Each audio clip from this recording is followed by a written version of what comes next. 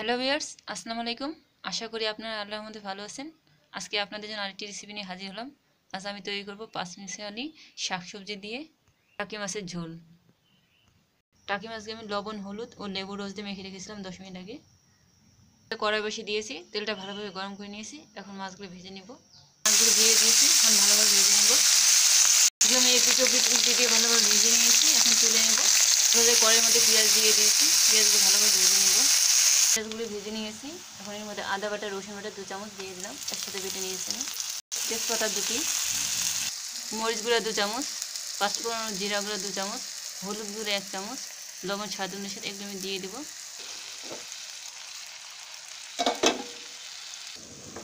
এখন আমি সামান্য পরিমাণ পানি দেবো। এখন কষে নেব মশলাটা ভালোভাবে। মশলাগুলো 2 মিনিট কষে নিয়েছি, উপরে তেল উঠে এসেছে। এখন আমি সবজিগুলো দিয়ে দেবো। মূলা আমি ভালোভাবে ধুয়ে কেটে নিয়েছি, গাজর, ফুলকপি, কলি, এগুলো এখন আমি মশলার মধ্যে দিব। বেগুন আমি কেটে ধুয়ে নিয়েছি, এগুলো দিয়ে দেবো। এগুলো আমি সব কিছু মিক্স করে মশলার সাথে কষে নেব। সব কিছু ভালো মিক্স করে নিয়েছি মশলার সাথে। এখন 5 মিনিট কষে নেব। 5 মিনিট কষে নিয়েছি, তেল উঠেছে সবজিগুলোতে। এখন এর মধ্যে আমি কুচি করে কেটে নেওয়া লাউ পাতা এবং বাবুরি শাক এরকম এগুলো দিয়ে দেবো সবজির সাথে। ঢাকে আমি সবজির মধ্যে দিয়ে দিয়েছি, এখন নেড়ে দেবো। সবজির সাথে দিয়ে দিয়েছি, এখন নেড়ে দিয়েছি। এখন আমি আরও 2 মিনিট কষে নেব। সবজির শাকগুলো আমার কষা হয়ে গেছে। এখন এর মধ্যে আমি গরম পানি দেবো। গরম পানি দিয়ে দিলাম। এখন আমি ঢেকে রান্না করব। গরম পানি দিয়ে দিয়েছি, ঢেকে দেওয়ার আগে আমি মাছগুলো দিয়ে দেবো, ভেজে নেওয়া টাকি মাছগুলো আমি দিয়ে দিয়েছি। কাঁচামরিচ দেবো 4টি।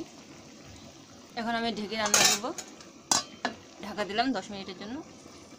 আমি ঢেকে রান্না করেছি, এখন ঢাকনা খুলে নেব। লবণ চেখে নিয়েছি, একটু আমি লবণ দিয়েছি, লবণের প্রয়োজন ছিল। এখন আমি কুচি করে নেওয়া ধনিয়া পাতা দিয়ে দেবো। আমি আরও ঢেকে রান্না করবো 5 মিনিট।